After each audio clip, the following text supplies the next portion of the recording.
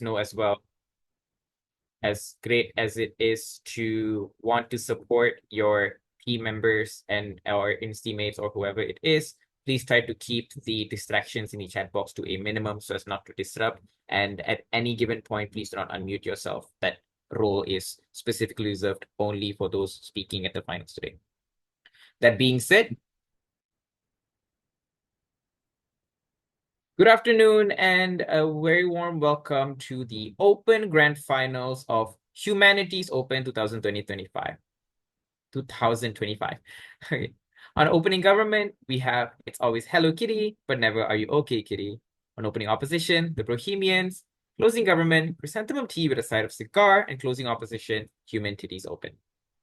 Before we start, a few house rules. Note to time yourself and to time other speakers so that you know when to ask POIs.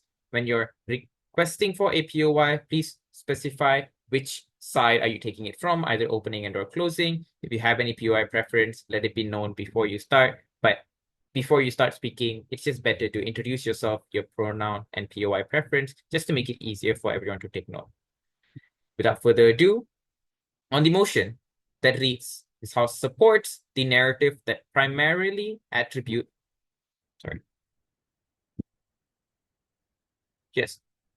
this house supports the narratives that primarily attribute the tragedy of the youth to the state.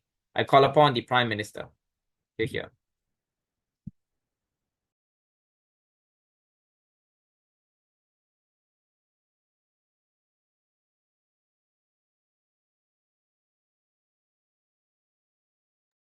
Hi, am I audible? Yes, you are. All right, just give me a second, set my timer.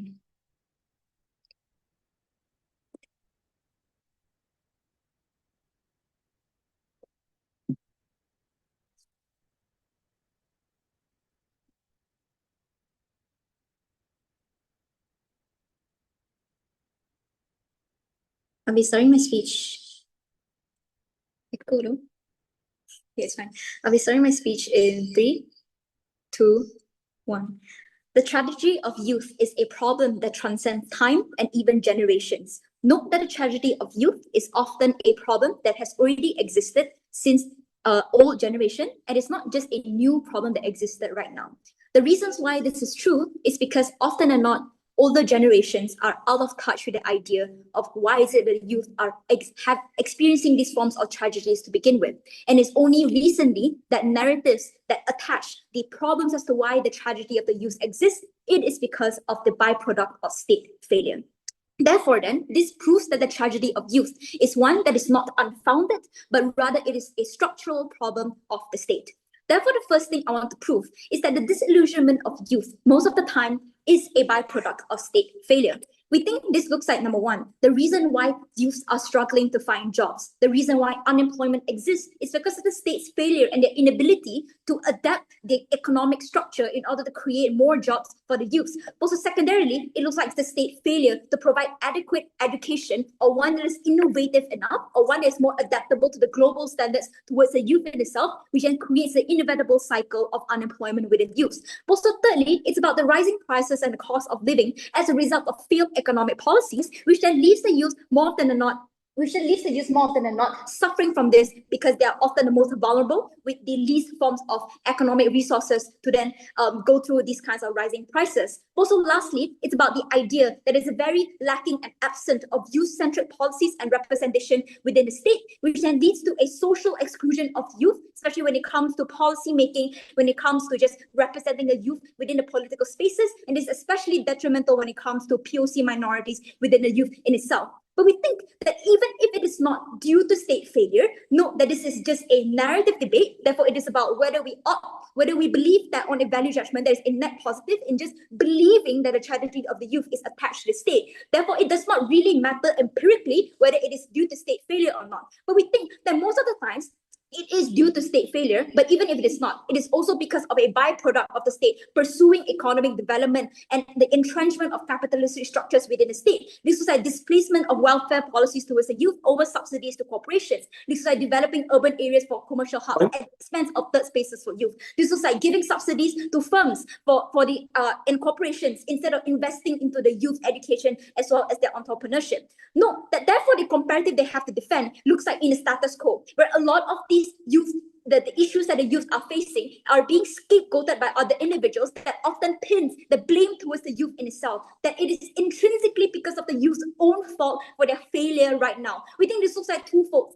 First, the state and media themselves, which looks like narratives, propagation of narratives and headlines with the media that construe the reason why unemployment exists right now because the youth themselves does not want to work, because the youth themselves are too lazy, are too complacent to go out and find the jobs for themselves. But we think this also looks like secondarily older generations, which makes up the vast majority of politicians and society, and also the voting bloc to begin with, in which they propagate and believe in these narratives that the youth are complacent and lazy easier by virtue of the proximity because of the people around them who subscribe to the same narrative, also secondarily because of the barrier of the generational gap they have between them and the youth, right? This means that it is about them believing that the youth are fragile and weak rather than addressing and even wanting to acknowledge that it is a structural issue of maybe things like lacking of mental health support and the idea of the rat race capitalism that leads to the youth failure to begin with, right? The problem with the narratives in status quo is that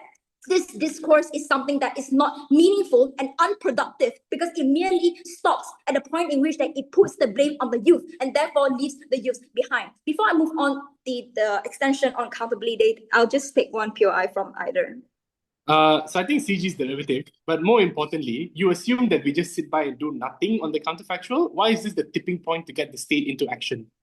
Yeah, so right now I'll talk about why these narratives are the tipping point to holding the state accountable, right? So you will have to give me a more likely counterfactual as to why they won't sit behind, because we think that the comparative is like, yeah, because they will sit behind because by virtue of the vast majority of the population believing in these narratives and it's very hard to penetrate. We think that therefore the tipping point here as to why is it that it is easier for you to hold the state accountable with this narrative of attaching the blame to the state is because number one, there's at least now a clear identification of the root cause as to why is it that we feel so shit right now. It is because of the state. This therefore acts as a countervailing force against of the various other narratives that we argue is on a comparative much more harmful and unproductive. This means an attachment of a blame to a clear culprit means that it is a clear accountability mechanism. How does this look like? We think this looks like a few things. Number one, with these narratives of the state failure, this is when you shift a lot of the blame towards the state. You shift a lot of the blame to the structural issues and the negative space of youth representation within politics and policies. But also, it's about these narratives, therefore, equip the youth with a sense of purpose. Because the comparative you have to defend is believing that the youth is problematic because they are like that, which is then feeds into the cycle of disillusionment, feeds into the cycle of just giving up, feeds into the cycle of feeling overwhelmed because of all of these problems and allowing the state to just continue to scapegoat this youth. Accountability therefore looks like now youth are now more willing to voice out because they believe that there is a true culprit out there that is the reason why that's making their life so miserable. This looks like incentivizing more youth activists and NGOs to now draw out empirical statistic data to prove that the reason why they face these issues is because of structural reasons, structural issues that the state is now causing. This means that you now incentivize more traction and discourse within the youth, within democratic and political spaces to not advocate for youth voices and better policies for the youth, because otherwise these spaces are often dominated by your old outdated voices that are often out of touch with the youth. Note that impact here means that the state therefore becomes more in touch with the youth. This therefore creates an external pressure among the state in itself. Note that we don't have to have the burden to prove that, oh, all of these youth advocacy are going to now shift the Overton window and we're going to have a bunch of youth policy. We don't think this is true because we think that these narratives also affects the way politicians behave as well. Given that the prevalence of these narratives, when we understand that these narratives is because of the state failure, this means that politicians themselves, when it comes to tabling their policies, when it comes to being lobbied, when it comes to just electoral campaigns and things like that, they're now more incentivized to also table policies and bills that are much more youth-centric. They're much more incentivized as well to bring upon about the youth issues within their discussion and within their advocacy and things like that as well. Therefore, the thesis for OG is very simple. The youth is suffering. We need someone to pin the blame on. Propose. I thank the Leader of Opposition for that speech. To continue the case on side of opening government, I call upon the Deputy Prime Minister. Here.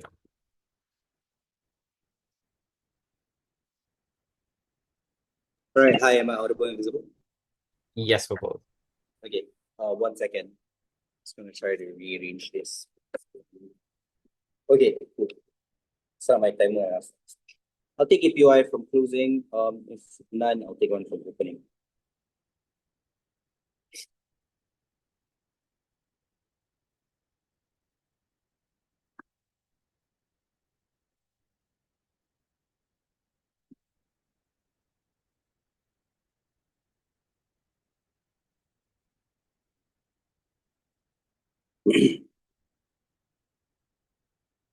The greatest tragedy to befall human society has always and always remained to be the structural failures of the state and the belief that the state has always been there for you.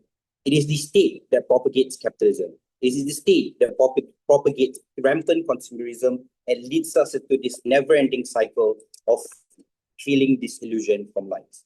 Few things I want to deal with during opening opposition and to explain as to why opening opposition feels their burden and necessarily isn't sensitive to the material brought to you by Prime Minister. Let's look at what OOS sees. OOS claims look at this and argues to you that it is the greed of corporations that have tossed us into the tragedy of the youth. The first question I want to ask you is simply, why is this necessarily true that corporations have utmost power when it comes to deciding a large chunk of the things? Because the reality is that the state enables this behavior. It is through the state allowing these companies to practice unfair, unethical practices that allows for these corporations to happen. But secondly, the Ern See has brought it up very clearly to you that it's not purely just about jobs, but it's also about your social exclusion. It's also about the realities in which you live in, the environments that you live in the places like the slums that you live, unfortunately, as a byproduct of the state just being and sitting on their asses. The reality here is that a large chunk of this moral degradation that happens is one that is the byproduct of the state, oftentimes is in the control of the state.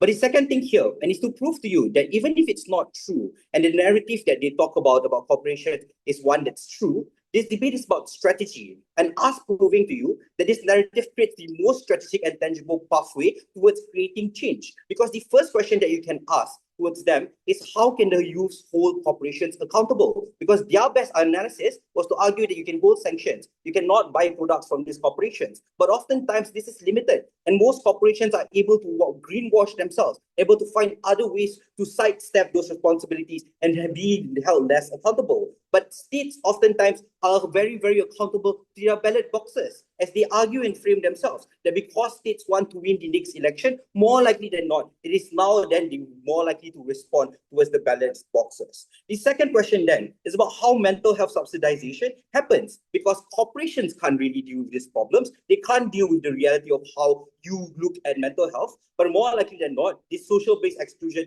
isn't definitely the idea of corporations. But unfortunately, the flip that we prove to you is that corporations fall under the same umbrella of the state. The ability for the state to, for example, tax corporations which are unethical, or shut down corporations that attempt to constantly abuse individuals, or maybe use things like, for example, maternity laws that are enforced upon these corporations and that the corporations do have to enforce. By virtue of this, it proves to you that the more logical pathway that you should engage in is to engage with the state, because the state does have some power. The ability to claim that there's no power is something that's extremely weird, and somehow this logic just doesn't stand. Therefore, let's go to substantive and deal with this. The first pathway to victory that we prove to you is to first prove that these narratives are valid. How do we prove that these narratives were valid? We prove to you that the current pre-existing conditions that the youth suffers, i.e. the problems of housing, the problems of the environment, problems of social exclusion, racism, and bigotry is a byproduct of policy and the policy creation of the states. So in whichever state that you live in, it is a byproduct of state failure that forces you to not be able to own a house, that forces you to live in a very foggy or hazy environment, that forces you to be excluded within certain social circles. The idea here then is the second follow-up, which is the pathway to victory, which is that when you support this narrative, it's when you're able to hold the states more accountable. Then the only way in which you push the state towards changing those things and making more affordable housing or more environmental policy is when you use the tragedy of the youth as an important byproduct of the failure of the state. Because let's look at the realistic structure. Because states oftentimes still have to care about the reality of the youth, because this is the generation that builds up into what your country becomes, right? By virtue of this, it's more likely than not that the weightage of how the youth is failing and the narratives that the youth is failing as a byproduct of the state means that they can no longer sidestep this responsibility. They're more likely than not, they find social ways in which they solve those issues, which is why within status quo, we look at how predominant youth issues are within society. Why Malaysia introduced Undi 18, for example, is a byproduct of noticing that youth issues are extremely important and that the failures of the state has been the reason why the youth are extremely disillusioned. But the second thing to note here are that there are two very clear countervailing narratives that exist within ops world that is actually more true than the grid of corporations. It's more likely than not the older generation and other individuals outside of the youth to blame the youth for being lazy, to blame the youth for not doing things to the utmost ability, and therefore means that it's not the state failing, but youth themselves failing. It's an inherent problem because it's hard. Because note that it's a negative feedback loop. When you constantly blame yourself and say, it is me for being lazy, instead of understanding that it's about the capitalism, it's about state allowing for lobbying to happen, allowing for more gas drilling to happen, and it's not your fault, and that the capability that you have is extremely limited, means that you're more likely to constantly fall into a doom cycle. Before that, I'll take up your eye from closing. Opening. Cool. Therefore, then, moving to my last point, and I'm gonna predict what CEO is gonna run here. Because CEO is more likely going to run. That the idea is about introspection, and that necessarily maybe the youth should look at themselves and think of how they can improve themselves. Two things here to note. Number one, why there is already a pre-existing limitation to your introspection. Because the reality of introspection requires you to have some margins of change, the ability and the pathway to change. But the problem here is that as an individual or as a group of individuals, it's highly unlikely that you alone are able to change the ways in which the state fundamentally works or how society fundamentally views you. The problem here is that introspection is one that's already being exhausting and dehumanizing, noting that the greater society will always blame your capacity and blame you as an individual. More likely than not, you're going to fall into that trap, and more likely than not, you're going to constantly blame yourself in that process instead of executing and noticing that the origins of the problem has always been in the state. Therefore, what is the point of this argument? Lastly, it's simple. It is that through the support of these narratives, that we unify youths under a singular banner. There is one way, and we coagulate to push more and demand from the state. There is time to take up arms and push back against a state that constantly doesn't care about you. There is a state that constantly tries to tell you that it's your fault and you should do better, even though the world is more hyper-competitive, even though it is those very corporations that they try to talk to you about that is enabled by the state to be able to operate in the ways that they operate. It's only when we unify and hold our arms together we can able to push back, and maybe we can push back against the tragedy of the youth.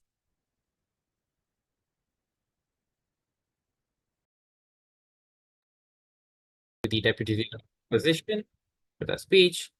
Now to start the debate on the closing half of the room. With closing government, I call upon the member of government. Here. Hello. Am I visible and audible? Yes to both. Okay. Give me a second.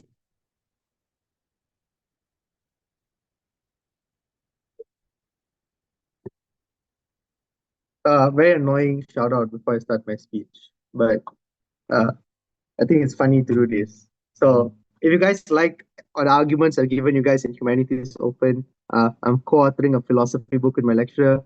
DM me if you guys want to read it or something. If you guys want it for free, I can give it to you guys for free because I can sidestep publishing rights and yeah.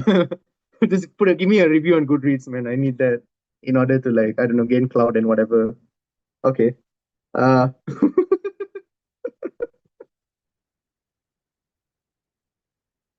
Starting my speech in 3, 2.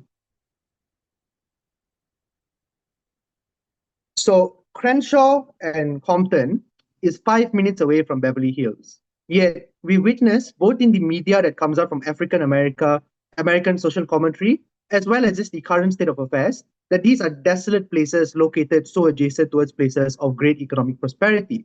This isn't because of corporations as O posits. The failure towards the youth in this area, the rise of the very problems that O posits, the fact that people are killed on a daily basis there is precisely because of the failures of the state. As Ice Cube put it in Boys in the Hood, it's either they don't know what's going on or they simply don't care about what's going on. The problem then becomes when we observe the opening debate that we see two notable problems. The first is that it becomes a debate about who do we blame, when inevitably, when inevitably the act of seeking blame is the act of seeking retribution. What CG is going to do is we're going to explain to you why going through the state is not just something that we ought to do because they deserve more blame for their role in being complicit to capitalism. Rather, it is the best avenues to enact some form of tangible change. The second is both teams stop the analysis on why this in a vacuum is something that is good. We are going to explain why the ideas of blaming the state as a dominant narrative or primary narrative within the movement or within the youth is something that is inherently good. I have one level of response towards opening opposition.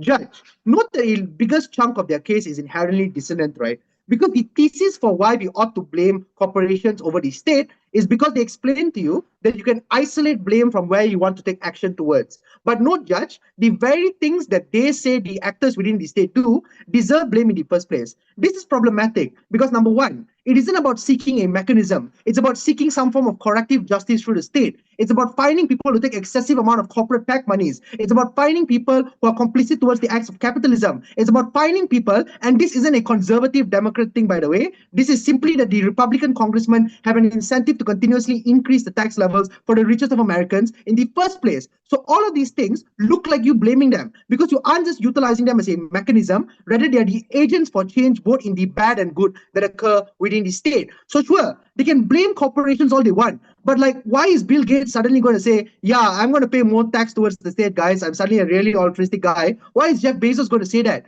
It is precisely the state that has the best levels of analysis towards this. So this entire delta that they're trying to form in opening opposition doesn't make much sense. The state isn't just a mechanism. It has inherently failed the social contract and inherently failed the youth within its country. And that's why we ought to blame them in the first place. Two pieces of reframing. The first is how much power does the youth realistically have in status quo? No, Judge, this reframing is really important because when we observe the deadlock in opening and observe the way the debate is progressing, we kind of need to talk about strategy and where is the best place for us to pivot towards. We say that the youth is incredibly powerful on three key levels. The first, they have a significant enough voter bloc to be able to exercise some level of political and social will. The second is that they're an active workforce. Like Tupac talks about this, like a young person under the age of 30 has the most incentive to rebel against the state. But the third is you just need to observe the countervailing forces towards whenever the youth collectivize and realizes that there's like a class struggle or discrimination against them as an age group. It typically occurs when you see people heavily investing to PACs for the other candidates within these places. It looks like, for example, trying to draw onto identity politics. It looks like trying to diversify and break up the youth voter bloc, for example. All of these things mean that within status quo, we observe that there's a significant level of social and political capital that the youth have within this. Number two, what do politicians care about? Don't buy what OO says, because it is the very reason that Zoran Mamdani can win over Andro Cuomo in the New York primary elections that precisely points to you that sure, you care about PAC money and you care about funding, but what you care about more is voter analysis. So inherently, they probably care about two things. O is right. But secondarily, they care about voter sentiment. They care about the things such as the perception of people on the ground. They care about whether or not people want to hold you accountable. So overall, the purpose of these two pieces of framing is to explain to you that a large chunk of O's argumentation doesn't materialize the way they claim in the debate. Number one, because politicians are more likely to be beholden towards the will of the youth than they would in corporations. But number two, that the youth wields enough power to exert a political will within the state. This means sufficiently that we're resolving a deadlock in opening through this reframing within the debate. The second thing I want to talk about is why is it best to change it through the state? But before that, sure, from opening. A chicken and egg riddle for you. Who came first, the evil corporation or the complicit politician? And secondly, have you heard about aging populations? No, young voters are not a big voting bloc. So let's assume, because it's two POIs, like I suppose that's one, but like let's assume the first part of it is completely true. The chicken and egg debate doesn't matter. Why is it the best change to be done through the state? This isn't to explain who is to blame. This is to explain where the best avenues to mechanization towards change can be attained. Number one, note the POI towards opening opposition that they don't fundamentally answer as winning to their side, right? They say that tax and corporations inherently care about the executives, inherently care about profits. The reason then why we can insert the state as the best actor towards change here is for three key reasons. Number one, there is some level of voting accountability. So sure, the second part of the POI might be true, but on scale, it is simply something that is easier to attain the point where the youth does collectivize on both sides of the house to blame someone within the institutions that exist in status quo. But number two, it's easier to hold them accountable because it's easier for you to rival and rebel against them. It's easier for you to rebel against the state by simply picketing and doing strikes, for example, against state institutions. It's easier for you to rival against the state simply by voting for another party. Weigh this against number three then, how difficult it is for you to escape the sluice of capitalism. All says don't use TikTok. But the problem is that capitalism isn't just about TikTok and porn. It's about the pervasiveness that exists in your life. It's about the fact that everything that you consume is a byproduct of consumerist culture. Sure, you don't buy 10 clothes from Shein, but you need to buy clothes. Oftentimes, the poorest and most marginalized of individuals are the individuals that buy from these places in the first place. Weighing this then, it is simply easier for youth, especially if you buy the framing that comes in opening about this being a disprivileged and poor social class that is pretty large in number but pretty low in capital economically, that they have a better ability to hold them accountable through non-monetary means, through means such as going and voting for the other party, voting for youth-centrist parties, voting for alternative candidates like Zoran Mamdani. All of this comes in pieces when you recognize that the state is to blame, and that is precisely why the chicken and the egg question does not matter in opening. What matters is the avenues towards change is something that you crucially get much better on the side of Gov Bench. But the second thing I want to talk about is why this ought to be the primary narrative. No judge, no team is really talking about this. CJ is going to be the first to explain this to you. Number one, because even if you have the ability to collectivize and talk against the state, there's a lot of inherent biases that come that need you to rebel against the state. Number one is the fact that both teams agree in opening that there is some level of bias towards wanting to self-blame or blame inherent smaller cultural or social factors when it comes towards the failures of the youth or the problems of the youth. Number two, there's a huge degree of violence apparatus that the state can execute. Note that this is symmetric in terms of the harm that might be imposed onto you, because they protect corporations the same way they protect themselves. What changes is that when you collectivize on a large scale is precisely when you have the ability to rebel against these things in the first place. So, guys, I'm not just making coffee for my lecturer. I'm writing 5 chapters of political theory. I highly suggest that both for this in terms of like pathos and also logos and ethos and whatever it's called, CG. Okay, thank you to the member of government for that. I'd like to call upon the member of opposition to start the case inside of closing opposition.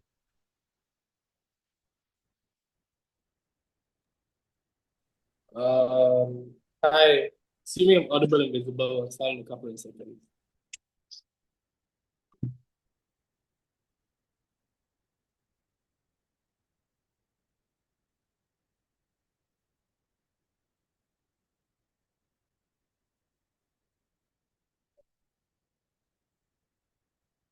On CO, we support narratives that blame whoever you think it is that you should blame. If you are a youth and a victim of oil leaks and pollution, and you have lost your future, you can blame factories and you can blame industries. If you are a progressive and are disillusioned with politics, you can blame Trump, you can blame conservative pundits. If you think social media is corrupting your brain, you can blame social media. You can blame X, you can blame individuals who use social media for bad, you can blame people like Elon Musk. If you're a young conservative and you're fearful of gay propaganda being forced down your throats, blame Biden, blame Hamas, I don't care who you want to blame.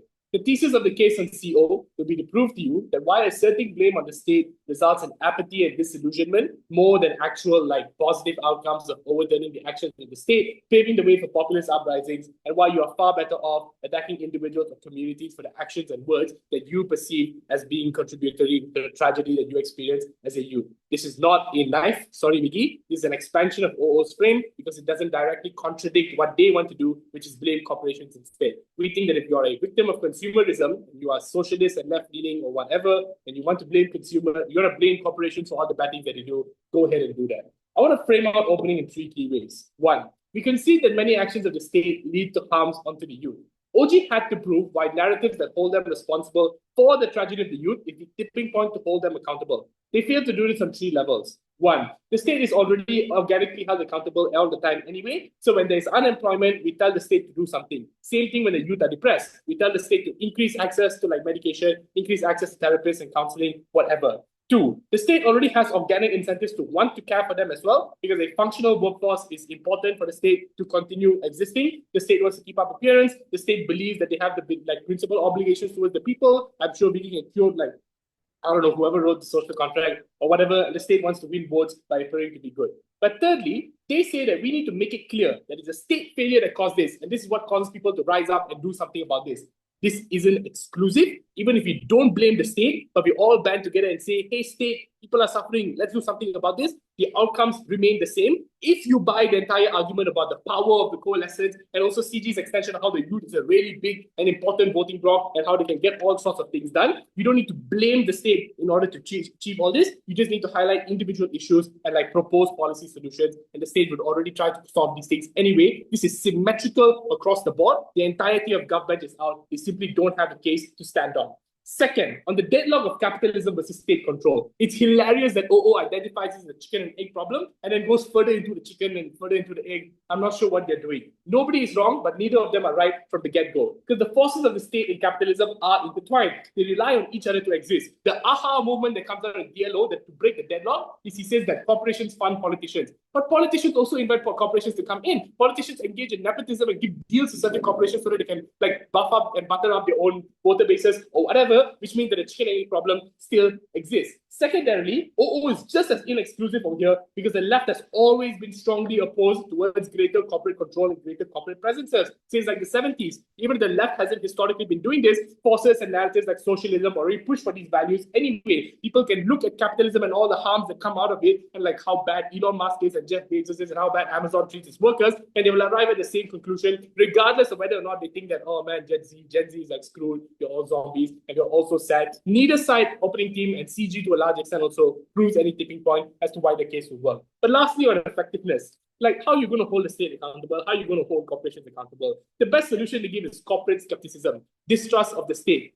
This doesn't solve anything, guys. It just means that you're slightly more aware of stuff, but this is already achieved in status quo anyway, based on your own voter preferences, based on the own ideological beliefs that you have. You're never going to trust what Donald Trump says because you only believe he's a liar and all of that. You are never going to want to buy products from a sketchy capitalist startup because you know that's probably not good for the environment. We all oppose Sheen anyway. This is not at all exclusive towards the tragedy of the youth.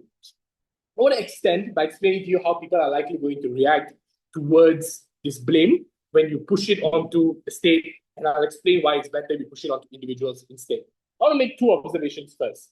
When the last few decades are characterized by domination of liberal left-leaning politics, we have seen social justice movements gain significant prominence, and has culminated into the organic manifestation of largely progressive governments across the world as well, with the exception, of course, of the ones that got brutally cooed out by the United States.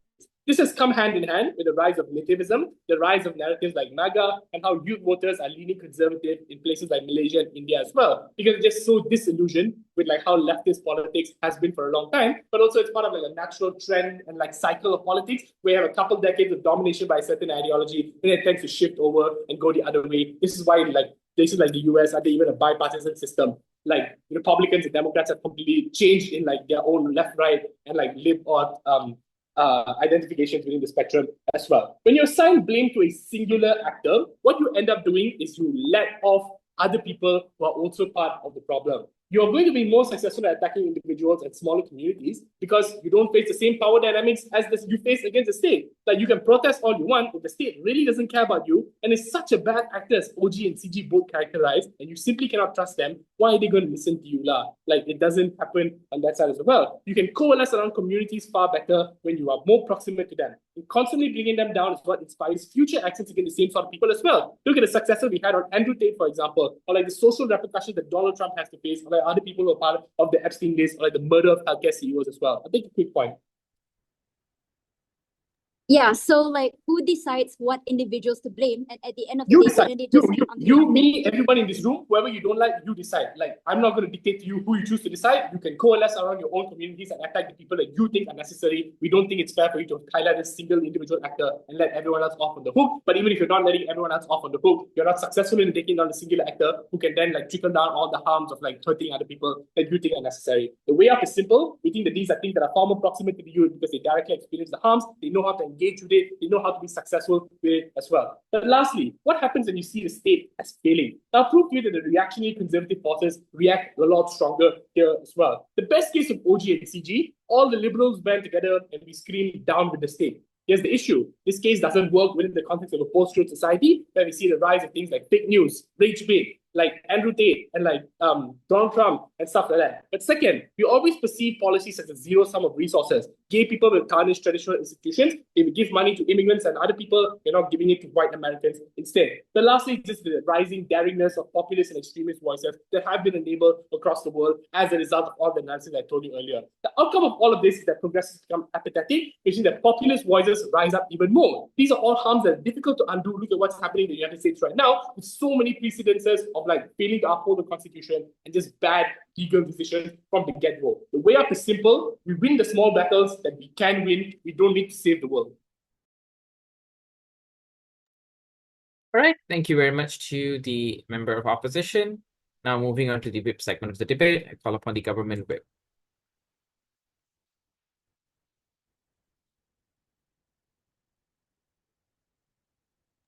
Hi, am I audible? Yes, loud and clear. Okay, just give me a few moments.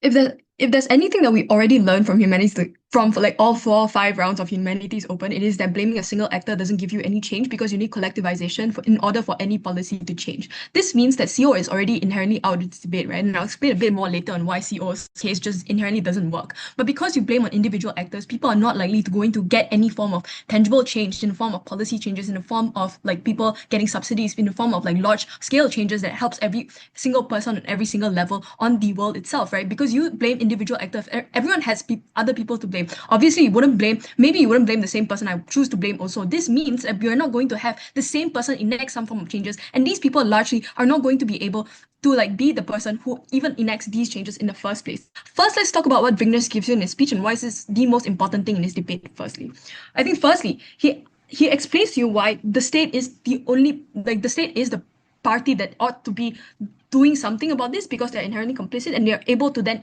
enable tangible change to the community itself, regardless of whether or not they are the main culprit, but all poses to you like companies are the ultimate culprit, therefore you should hold them accountable.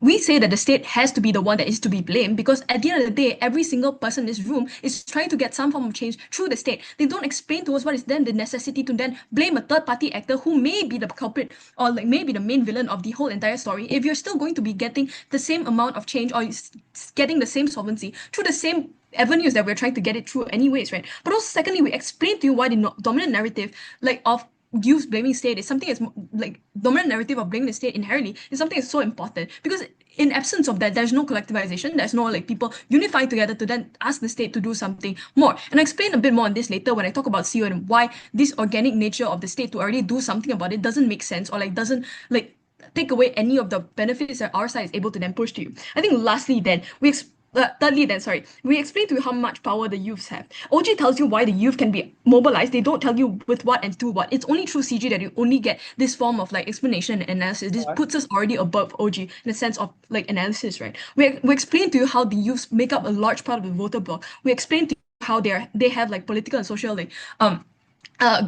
something.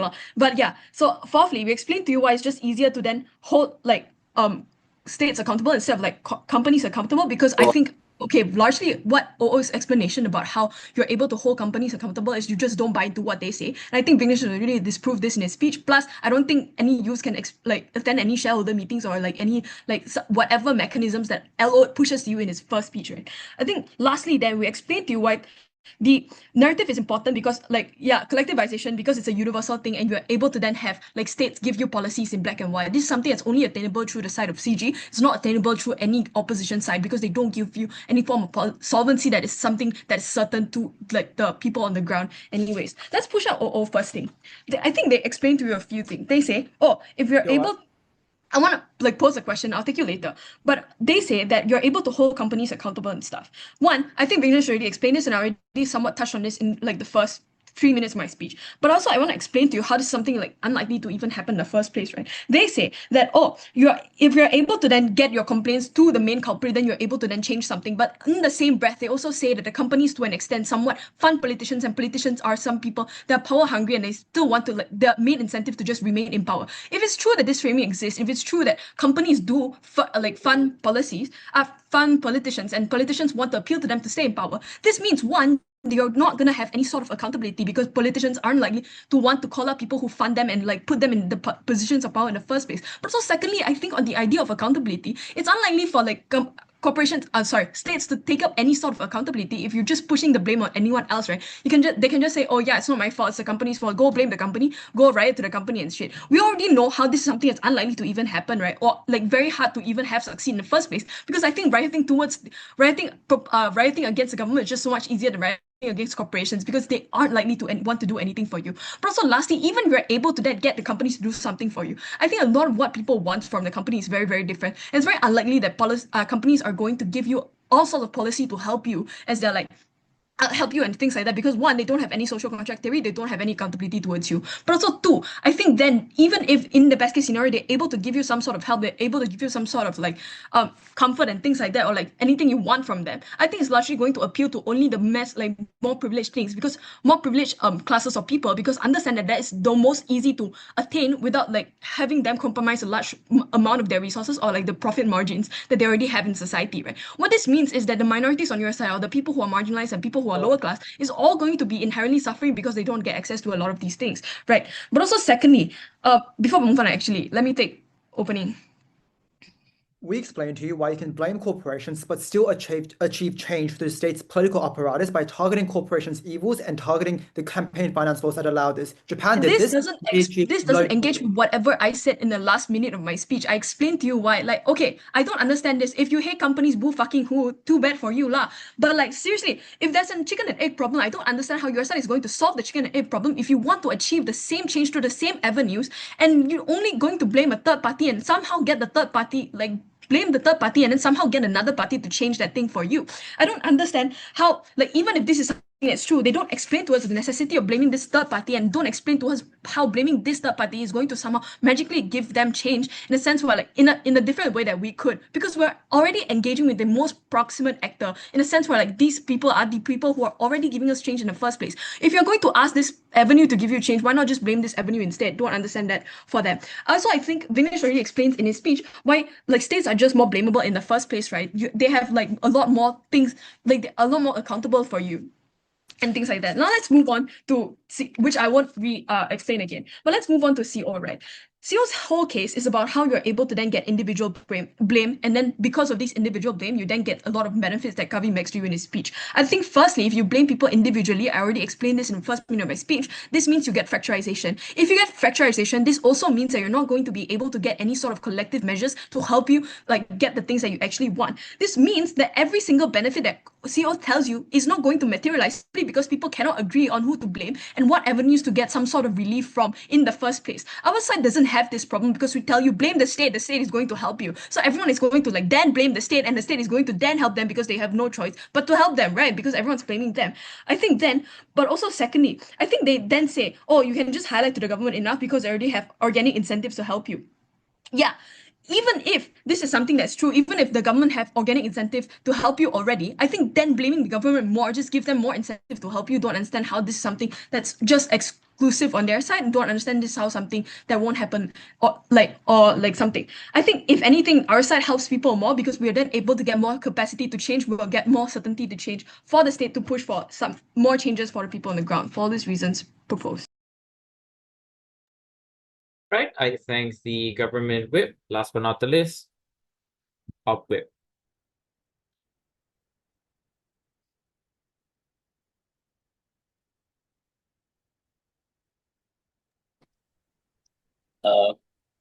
Hello, am I visible and audible? Yes, for both. All right, let me go.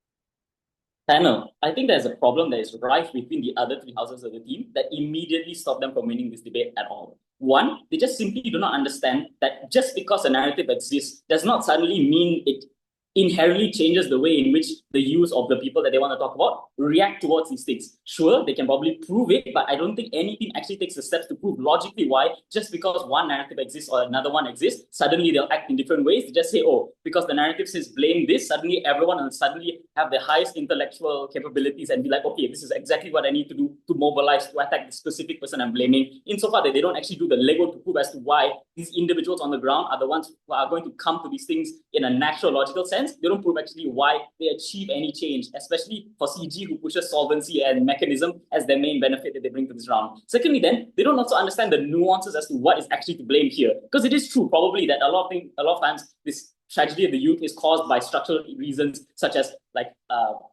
no jobs or things like that, but it also includes, even in the info side, things like social isolation, feeling like you are directionless and you don't know what to do in life. These are things that are also caused by social and societal and cultural impacts, not just things that are structurally done by the state. I may or may not have a job. This may or may not affect whether I feel content with my life. You see, like in those movies where the guy is working a corporate 9-to-5 job and he still feels like he wants to shoot up a school. These are things that can still happen whether or not the government has made structural changes then. But I'll point this out when I touch on the themes then. So first, I just want to talk about opening half in this debate.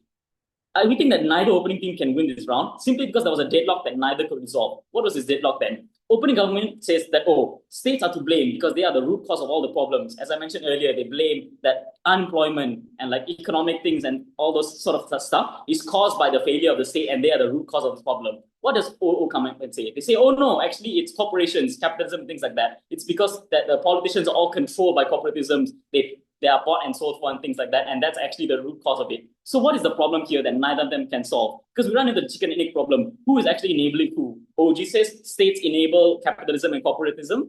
OO says that corporations actually pay for the politicians and all those things. What do we tell you here? We tell you that we cannot give a single definite answer for that, and we tell you that the answer doesn't matter. Because insofar, one, neither side can actually prove who comes first, and the likely answer is that it probably depends on the context and the states. Because it is equally true that corporations probably lobby and pay for politicians, but it's also true that politicians use nepotism and cronyism to put corporations into power and support things that are related to them simply because they want to extend their sphere of influence. These two things can be true, but we tell you it's this exact reason as to why we win this debate when we tell you that you have to understand the nuances of who to blame. When you assign a direct blame to a direct person or a direct entity, it means that you're actively not going to challenge or go against other things then. If I always blame the state, it's very likely I'm going to tunnel vision myself into thinking, okay, the state is the only thing I need to stop and nothing else really matters, which is something that doesn't tackle the problem. Because if you remove the state or you want to remove whatever problems you find there, it's very likely then that the same problems that persist because of corporations coming in is likely going to still happen on your world. Or the obvious, if you only want to get rid of capitalism and see that's the main problem, then what happens in countries where you don't have corporatism coming in, but you have authoritarian states and things like that? It's very true to say that it's a nuance towards the conditions you're in, and this is exactly why we tell you that you should not assign direct blame to someone. It depends on the context you live in, and this is the actual case that's going to win this debate. Then we tell you the opening is out of this already because they don't prove as to why it's true that one has to be blamed on the other, and they don't prove too as to why this is a likely effective way to get to this year. So where does CG come in this debate? We think that CG is actually very likely derivative of OG because they just say the same sort of rhetoric that, oh, actually the state is the best tool towards these things then. But what do they bring new here? I think CG tries to position itself as being the one that proves a mechanism as to how they actually achieve their goals. What is the way in which they do this? They tell you that, oh, it's because specifically youths are powerful enough to make the change, and you need to use the state as a tool to change. One, this isn't exclusive because if youths are powerful, they're powerful on both sides. We don't say that you cannot use the state as change. Again, I think OO is also right to call this out. The state can still be used as a tool. It's rather where you assign the blame. But where then does CG basically not answer its own question? Because they tell you that, oh, the youth are the most powerful bloc, or is a very powerful bloc to be reckoned with, and you need a unifying force in order to push this here. Why is this not true? If you buy that best case, that this narrative suddenly makes everyone like intellectually prepared to make these changes, which we tell you they don't even prove how this happens. But if it's true, what is it likely to look like? Because we think they're a bit convenient in characterizing what the youth generation looks like. In status quo, the youth generation is not suddenly one that's always anti-state. You have your youth conservatives, you have your youth liberals, you have your youth racists, JWs. What does this mean then if you want all the youths to coalesce around the state? Does this mean then that on your side, you're going to have youth conservatives trying to overthrow the government? At the same time, the youth liberals and youth Democrats are also trying to overthrow the government. What is happening here? You understand then that sure, on number, the whole youth generation is a lot, but you don't actually take into account that different sections of the youth have conflicting ideals. So if you want to empower all the youth to do something, it's very likely not going to be a unified idea anyway. This means that your harms that you push onto CO by saying that, oh, we don't have a unifying force to go behind if you want to pick and choose who we want. The same thing happens on your side because you don't prove what is the unifying ideal that can unify a youth. What? We just hate old people? That's not entirely true. I hate gays more than I hate old people. I hate capitalists more than I hate old people. These are things that can exist on your side. You don't prove a unifying force. Try and salvage your case in the POI. So in our best case, it manifests in the kinds of CG, right? Manifests in the kinds of collective action that we talk about. In the worst case, it manifests in individualized rhetoric which amalgamates with this collective action, which Kavi says is something that is good because individuals should choose who they hate. On both sides, it's a good outcome. Vigneshwaran, big words won't save your debate. It's over already, man. Just eat it up, lah. So what we're saying Better here, POI. we tell you the proof that it's true that when you have these specific things that you can choose, who you want to blame, we tell you it's much easier for you to actually access the ability to overcome these things. It's far easier for me to battle against Andrew Tate's community than to completely attack the state or completely dismantle corporations. So we win already on CG's metric to win by telling that we have a much more achievable path to victory. Because we tell you it's not about changing the world, and we're not going to suddenly say and fear that, oh, the entire youth bloc can do something. We tell you it's about choosing your battles and understanding your capabilities. But even if you don't buy that and you suddenly say that there's no changes on our side, this debate isn't about who can have the best solvency in terms of actually mechanizing these things then, but it's rather about perceptions. Because the whole root of the tragedy of youth, it's not that it's about structural changes. It's about how people perceive their place in life. Insofar then that we tell you we're the only team who actually protects and changes the perceptions that these youths have towards themselves. Because we're not going to tell you that we're going to solve unemployment. We're not going to tell you that we're going to solve structural racism. But we tell you that we're the only team that actually gives you the capability to take the agency for yourself and understand that, okay, in the context I'm in, how best can I protect myself and isolate myself from these things? Because on your side, when people always blame the state, you'll likely lead to political disillusionment. Kavi told you that the likely outcome then is that especially these people who feel they're socially isolated and feel that they're in a generation that's directionless, when they feel that the state is a problem, the first thing they're going to think of isn't going to be, I'm going to take up arms against the state. It's likely going to be that, oh, politics is so evil and so whatever, I'm going to stay out of it. This is the kind of things that you're going to perpetuate on our side, on your side. When we tell you then that we do know who we want to blame and pick the communities that are more proximate to us, is where we feel that we have more control over the situation. And that is the actual key to getting rid of this mindset of a directionless life. For all those reasons, then you can only side with CO. All right, thank you very much to the opposition whip, and I say thanks to everyone in what was a very great debate. I now ask for the judges to, I suppose, find a deliberation room in the Discord channel. For the rest of y'all, wait for your decisions and a closing ceremony. Please do grab the food and hydrate yourself and don't get into trouble. Thanks for the debate. Thank you.